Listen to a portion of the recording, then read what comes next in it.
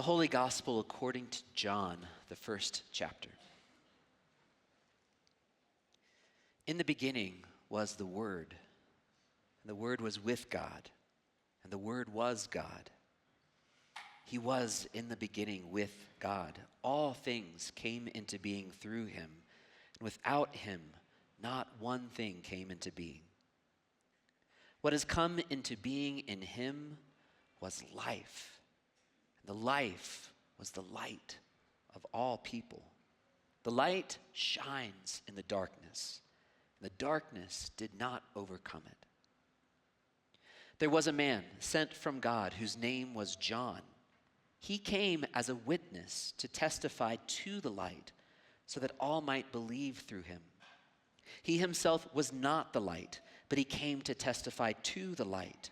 The true light, which enlightens everyone, was coming into the world. He was in the world, and the world came into being through him, yet the world did not know him. He came to what was his own, and his own people did not accept him. But to all who received him, who believed in his name, he gave power to become children of God, who were born not of blood, or of the will of the flesh, or of the will of humanity, but of God.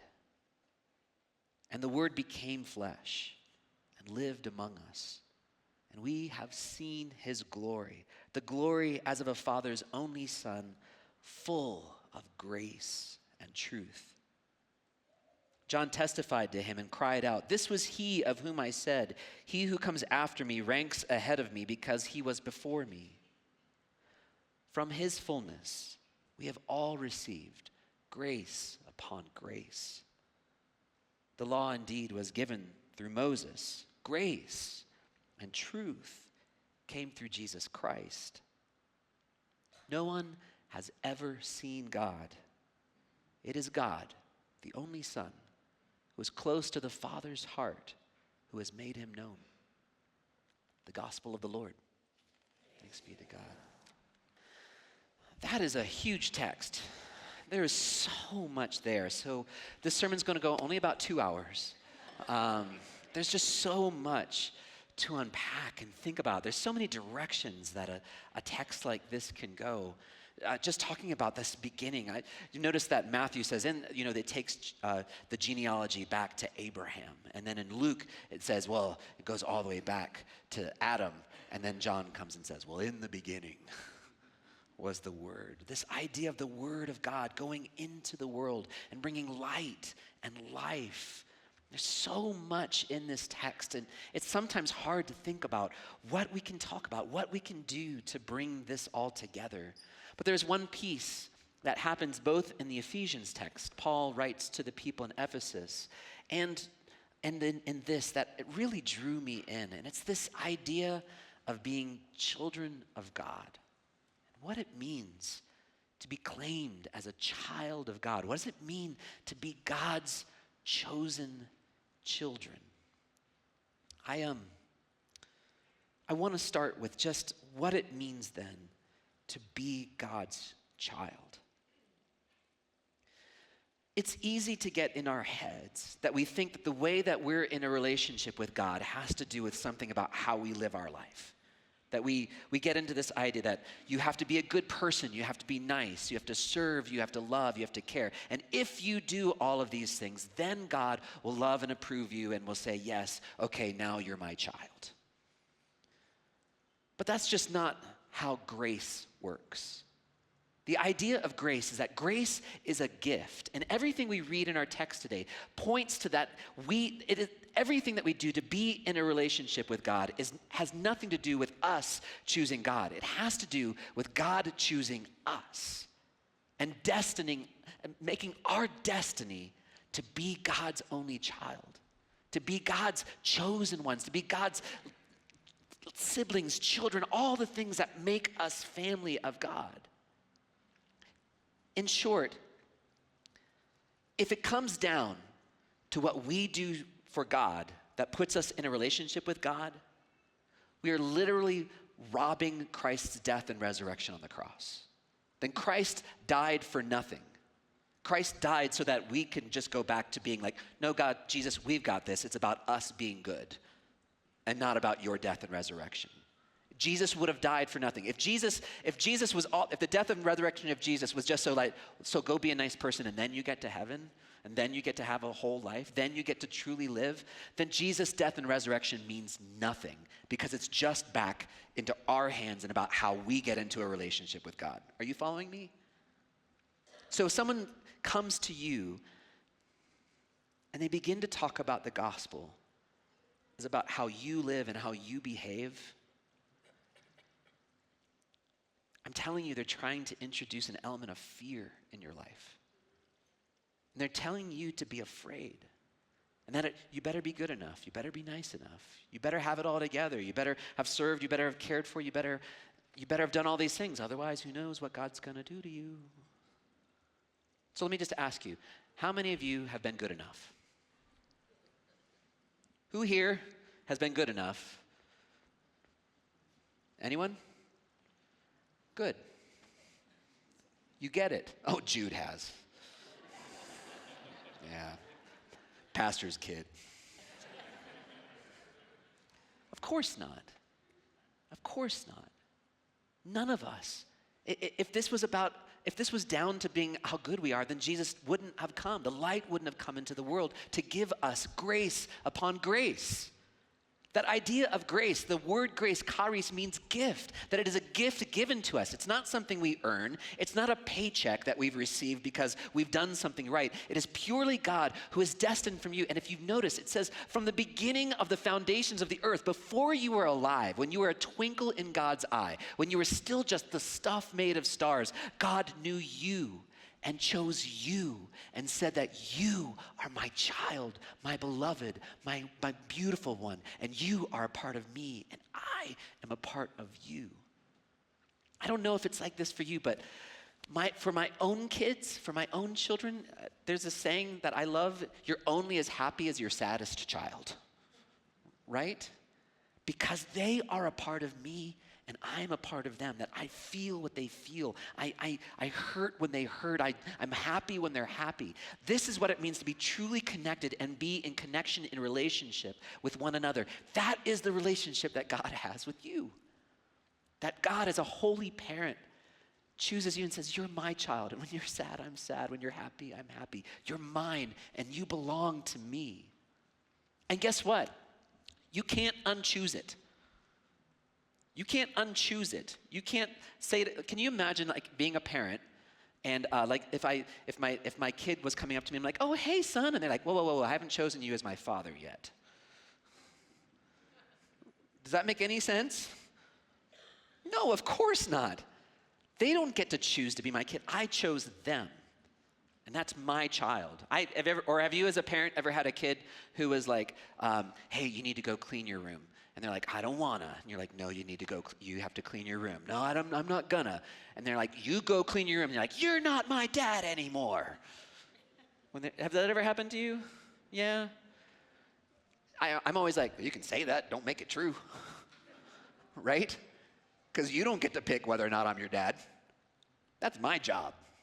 And you're mine. The relationship that you have with God is nothing to do with what you have done or earned. The relationship you have with God is because God chose you. And God's own love and DNA lives inside you. That God's own purpose in life and being is a part of who you are. And you then are a family of God living and existing together in this unified, chosen family of life. It's why in the Lutheran Church, we baptize babies. We baptize babies. And the reason why we baptize babies as opposed to older people is not as a critique that sometimes it just happens that way, but we want to remind ourselves that baptism is what God does for us, not what we do for God. That baptism, we are the direct object and God is the subject and not the other way around. Are you following me? That God baptizes us and we didn't choose, is what God has done for us. It's why we do babies, because they didn't have a choice. God said, you're mine, period. And there's no ellipsis at the end of that sentence. God says, you are mine, period. So as we enter into this new year, I want us to think about what does it mean to live in such a way with God that we're not afraid of God. And I mean not afraid of God in such a way of like, oh no, if I'm not good enough, God's gonna kick me out. I don't believe we can shipwreck our baptisms. I don't believe there's any bad enough that God would stop calling me God's son. Now, God does want us to live a particular way. God is asking us to live a particular way, but there isn't an if-then to that. It's because you are my kids, you live a particular way. Are you following? It's not saying, well, you better live this way, and then I'll see how you do, and then I'll let you into the house. No, it's you are in my household. You are a part of my family, and I'm asking you to live a particular way. And if you want to know what that way looks like, look to the person of Jesus. In our text, it says, no one has ever seen God, but it is God's only Son that has made the will of God made known. If you want to know what love really looks like, it looks like Jesus, who did die on a cross for you and who rose for you, not because you deserved it, but purely out of a gift of love and grace upon grace. God didn't say, hey, you've been good enough today, I think I'll die for you. God says, you can't do it, so let me do it for you. I die for you, and I rise for you so that you can be alive and no longer captured by fear, but can live a full life into the world exactly as you are called and meant to be, that you are a child of God, and now go and be that child of God in the world. And a part of what that looks like then is if we are, then God has chosen us to be each of us children of God. That means each of us are brothers and sisters and siblings in the household of God. You are in a family reunion right now.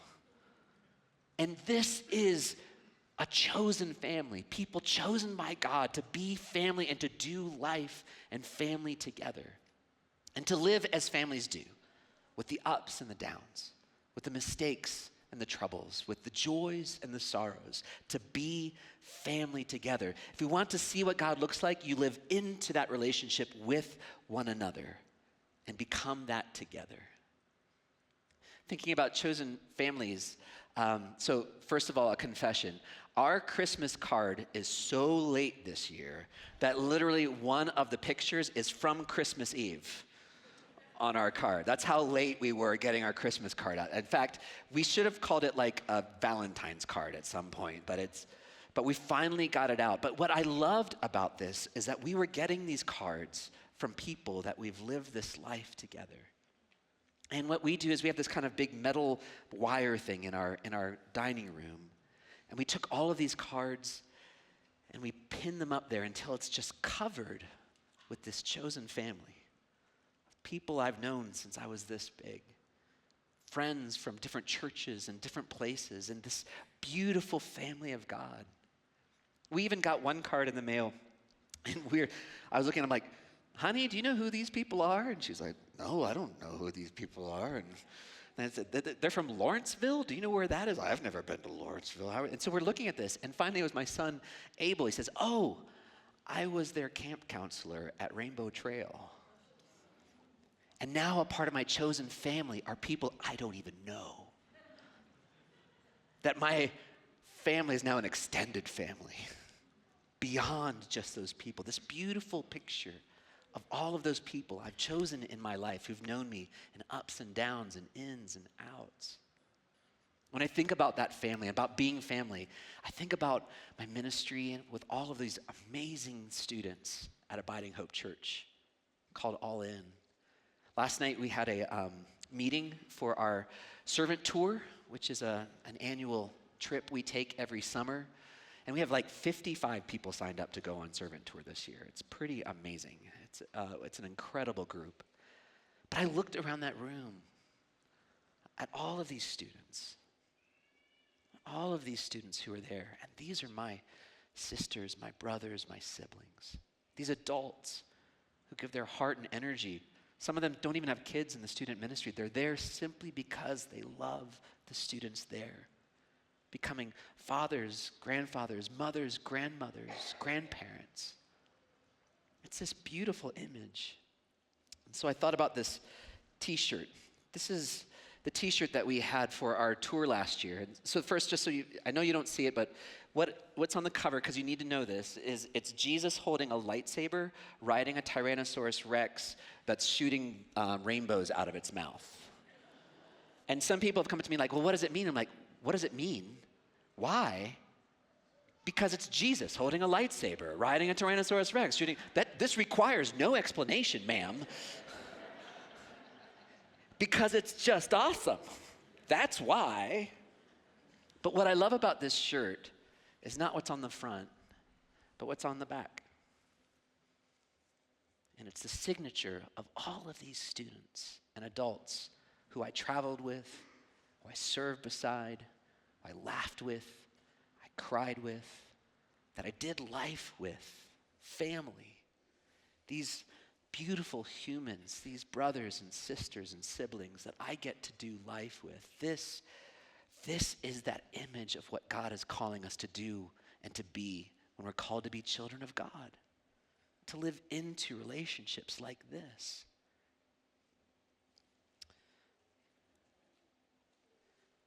My hope for us in this new year is to really dig into this value that we have at Abiding Hope called intentional relationships.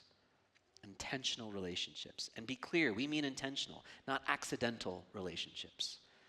These are relationships that we seek to grow into and to thrive and to find that place, to be that chosen family of God as fellow children, all claimed and known by God, to live into that relationship of what it means to be that family. It's my hope that you find a place like we have it all in, or maybe at Graceways or in other places. But if you are feeling like you don't really know who your chosen family is, who are your sisters, your brothers, your siblings are, find Pastor Julie. She's got a small group for you who are intentionally getting together to find a space for you to call each other brother, sister, and sibling. Find her, or find any of us, that we might intentionally live into the calling that we have as baptized children of God to be the family of God, holy and chosen by God, not by our merit or works, but simply by the grace upon grace given to us through Jesus. May you know and be known by a family of God. If you'll pray with me.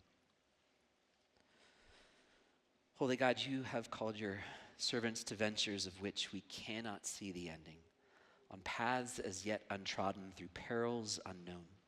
Give us faith to go out in good courage, not knowing where we go, but only that your hand is leading us and your love supporting us. In the name of love, whose name is Jesus. Amen.